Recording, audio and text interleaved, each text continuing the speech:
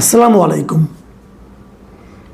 প্রিয় দর্শক, কদিন আগে সরকারের খুব গুরুত্বপূর্ণ একজন ব্যক্তির সঙ্গে আমার দেখা হয়েছিল এবং সেখানে নানা কথার পর আমি একটা কথা জিজ্ঞাসাই করলাম যে এই নির্বাচনে আওয়ামী লীগের লোকজন, আওয়ামী লীগের ভোটাররা আপনাদেরকে এত এত ভোট দিল, কিন্তু বিনিময়ে আপনারা আওয়ামী লীগের রাজনৈতিক কর্মকাণ্ড নিষেধাজ্ঞার যে অধ্যাদেশ সেটাকে আইনে পরিণত করলেন, এটাকে আপনারা ঠিক করলেন, অথবা এই আওয়ামী লীগের লোকজন কি আপনাদের উপরে এখন হ্যাপি থাকবে? যখন উনি এর কিছু উত্তর দিয়েছিলেন, দেওয়ার পর উনি প্রাসঙ্গিকভাবে একই সঙ্গে উনি একটা কথা আমাকে বললেন যে একটা বিষয় কি আপনারা খেয়াল করেননি? আমি কিন্তু কোন বিষয়টা? এই যে শিরিন শারমিন চৌধুরী যে এত দ্রুত ছাড়া পেয়ে গেল, এটা কি আপনাদের মনে কোনো রকম কোনো প্রশ্ন জন্ম দেয়নি?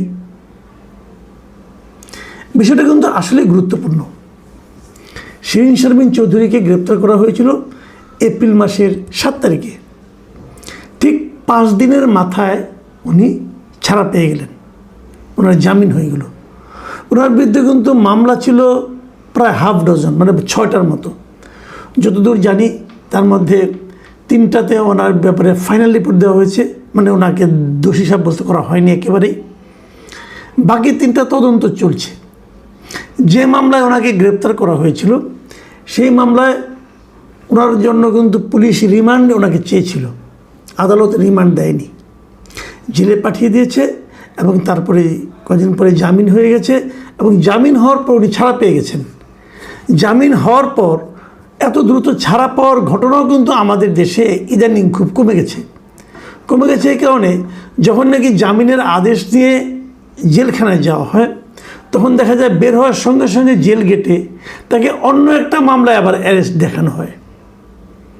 এ ধরনের ঘটনা বহু ঘটেছে।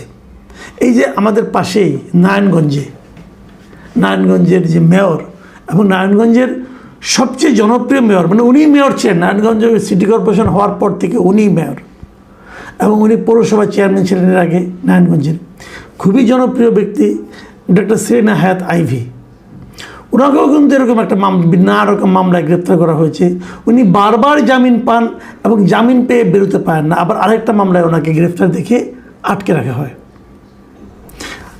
আওয়ামী লীগের অনেক লোক, আওয়ামী লীগ বাদ দেন, অনেক সাংবাদিক আছে, অনেক সাধারণ মানুষ আছে এ ধরনের গণমামলায়, হয়রানিমূলক মামলায় গ্রেপ্তার হয়ে জেলখানায় কাটাচ্ছেন, জামিন হচ্ছে না। মামলা চলুক, জামিন তো দেবেন, জামিন হচ্ছে না। অন্তর্বর্তীকালীন সরকারের আমলে তারা জামিন পাননি এবং এই সরকারের আমলও, এই সরকারও সেই ধারাবাহিকতাকেই অনুসরণ করে চলেছে, জামিন দিচ্ছে না। জামিন পাওয়াটা যে একজন লোকের নাগরিক অধিকারের মধ্যে পড়ে, মৌলিক অধিকারের মধ্যে পড়ে, এই জিনিসটাও যেন এরা মানতে চায় না। ক্ষমতায় গিয়েছে, আগে যেটা তাদের উপর প্রয়োগ হয়েছিল এখন যদি সেটা অন্যদের উপর প্রয়োগ তারা করতে না পারে, তাহলে তারা যে ভোগান্তির শিকার হয়েছিল এটা এই মানুষকে বোঝাবেন কীভাবে? হয়তো এই জন্য মানুষকে বোঝাচ্ছেন, পুরো দেশকে বোঝাচ্ছেন, দেখো আমরা কত কষ্ট করেছি, অতএব তোমরা কিছুটা কষ্ট করো। এটা কি এক ধরনের প্রতিহিংসা না ঘৃণা আমি বলতে পারবো না, কিন্তু এটা হচ্ছে। ঠিক আছে, হোক, যা হবার হচ্ছে, এটা আমি আপনি ফেরাতে পারবো না। কিন্তু আমি ভাবছিলাম ওই বিষয়টার কথা যে শিরিন শারমিন চৌধুরী কেন এত ভাগ্য নিয়ে উনি এলেন। অন্তর্বর্তীকালীন সরকারের আমলেও দেখেছি এরকম আরেকজন ভাগ্যবান ছিলেন সাবির হোসেন চৌধুরী। ওনার বিরুদ্ধে হত্যা মামলা ছিল এবং উনি আরও দ্রুত ছাড়া পেয়ে গিয়েছেন একাধিক হত্যা মামলার একই দিনে, তো নিম্ন আদালত থেকে। এটা কিন্তু ইন্টারেস্টিং ঘটনা। তো এটা কি আসলে অন্য কোনো রাজনীতির ইঙ্গিত দেয়? এই প্রসঙ্গটা ইদানিং উঠছে। এই প্রসঙ্গে আমি আরেকটু আলোচনা করতে চাই, সেটা হলো বাংলাদেশে আওয়ামী লীগ কীভাবে ফিরবে।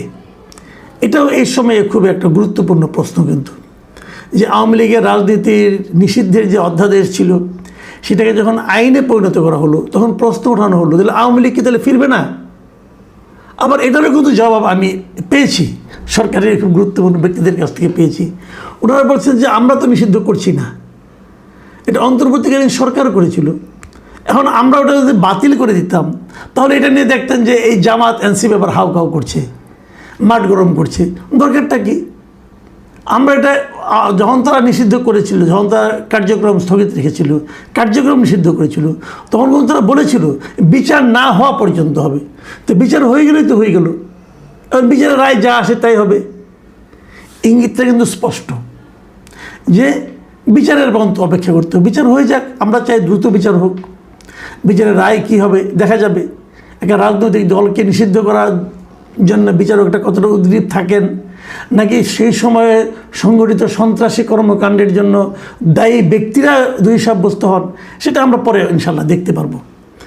কিন্তু প্রশ্নটা অন্য জায়গায়। যদি ধরেন বিচারের রায় হলো, হাইপোথেটিক্যালি ধরেন যে কিছু লোকের শাস্তি হলো, সব লোকেরই শাস্তি হোক, অসুবিধা নেই যারা নেতৃত্বে ছিলেন, কিন্তু দল তো চলবে। দলকে আপনি এভাবে নিষিদ্ধ করা যায় না, আর গেলে তার মানে আপনার আফটার ইফেক্ট খুব ভয়ঙ্কর হয়। তো ধরে নিলাম দলটা আবার বললো হ্যাঁ আওয়ামী লীগ করা যাবে। কারা করবে আওয়ামী লীগ? কাদের নেতৃত্বে? শেখ হাসিনা? আমি কিন্তু তেমন কোনো সম্ভাবনা দেখি না। আপনি বলবেন যে আমি কেন দেখি না? শেখ হাসিনা এত বড় নেত্রী, আমি দেখি না এই কারণে শেখ হাসিনা তো অমর নন, তাই না? ওনার বয়স তো হয়ে গেছে প্রায় 80, উনি তো মানে 500 বছর বাঁচবেন না ভাই। কাজে আমি ওনার নেতৃত্বে কোনো সম্ভাবনা দেখি না। উনি ফিরে এসে বাংলাদেশ আওয়ামী লীগকে আবার নেতৃত্ব দিবেন, এটা হয় না। এবং এটা গেলে আমার কথা না, আমার কথা যারা আওয়ামী লীগের ভক্ত আছেন, যারা শেখ হাসিনার ভক্ত আছেন, তারা হতাশ হইতে পারেন, বিরক্ত হতে পারেন। কিন্তু আপনার কি মনে আছে, এই কদিন আগের কথা বলছি, এই বছর জানুয়ারিতে আল জাজিরার কাছে একটা ইন্টারভিউ দিয়েছিলেন শেখ হাসিনারই পুত্র, দিয়েছিলেন জয়। তো জয়ের সেই ইন্টারভিউতে, সজীব ওয়াজেদ জয়ের সেই ইন্টারভিউতে ওনাকে কিন্তু প্রশ্ন করা হয়েছিল। ওনার কাছে জানতে চেয়েছিল যে বাংলাদেশের বর্তমান প্রেক্ষাপটে আওয়ামী লীগের কোনো ভবিষ্যৎ আছে কি না। জয়ের উত্তরটা কী ছিল? উনি বলছেন অবশ্যই আছে, আওয়ামী লীগ কোথাও যাচ্ছে না। আওয়ামী লীগ একটা প্রাচীন দল, এই দেশের 40-50% মানুষ আওয়ামী লীগ করে, তারা নিশ্চয়ই হঠাৎ করে আওয়ামী লীগের প্রতি সমর্থন বন্ধ করে দেবে না। কাজেই আওয়ামী লীগ অবশ্যই আওয়ামী লীগের ভবিষ্যৎ আছে। তখন বলা হয়েছিল তাহলে আপনার মা কী হবে? আপনার মা যদি ফিরে যান তাহলে উনি কি আর রাজনীতিতে থাকবেন না অথবা থাকবেন? তখন জয়ের উত্তরে কী বলেছিলেন শুনে আমি হুবহু পড়ে শোনাচ্ছি। জয় বলেছিলেন না, তার বয়স হয়েছে, এমনিতেই এটা তার শেষ মেয়াদ হতো, তিনি অবসর নিতে চাচ্ছেন। খেয়াল করুন, তখন ওই সাংবাদিক শ্রীনিবাস জৈন, ওই সাংবাদিকের নাম, উনি প্রশ্ন করেছিলেন তাহলে এটাকে কি হাসিনা যুগের সমাপ্তি বলা যায়? শেখ হাসিনার ছেলে জয়, সজীব ওয়াজেদ জয় বলেছিলেন সম্ভবত তাই। এই যে সম্ভবত তাই, এটা কে উচ্চারণ করেছেন? শেখ হাসিনার পুত্র। তো শেখ হাসিনার পুত্রই মনে করেন যে বাংলাদেশের আওয়ামী রাজনীতিতে শেখ হাসিনার আর কোনো সম্ভাবনা নেই। তাহলে শেখ হাসিনা বাদ, তাহলে নেতৃত্ব কে দিবে? হাসিনা পরিবার। হাসিনা যে সমস্ত, যে পরিবারের জন্য শেখ হাসিনা ডুবেছেন, সেই পরিবারের লোকেরা, শেখ তাপস, যাকে ঢাকার লোক পেলে কি করবে আল্লাহ জানে একমাত্র, সে নেতৃত্ব দিবে? তাহলে কে দিবে? এই নেতৃত্ব কিন্তু যত যাই বলেন আপনার, নতুন নেতৃত্ব আসবে। দেখুন শেখ হাসিনার ভবিষ্যতে আমি আরেকটা কথা বলি। রিসেন্টলি মাত্র গতকালকে 16 তারিখে ভারতের যিনি পররাষ্ট্র মন্ত্রণালয়ের মুখপাত্র আছেন রণধীর জয়সওয়াল, তো ওনার একটা প্রেস ব্রিফিংয়ে সেখানে তাকে জিজ্ঞাসা করা হয়েছিল যে শেখ হাসিনাকে ফেরত পাওয়ার জন্য বাংলাদেশ থেকে যে আবেদন করা হয়েছে, সে আবেদনটা ওনারা কী ভাবছেন। জয়সওয়াল কী বলেছিলেন? উনি উত্তর দিয়েছেন বাংলাদেশে চলমান বিচারিক ও অভ্যন্তরীণ আইনি প্রক্রিয়ার অংশ হিসাবে আসা এই অনুরোধটি বর্তমানে খতিয়ে দেখা হচ্ছে।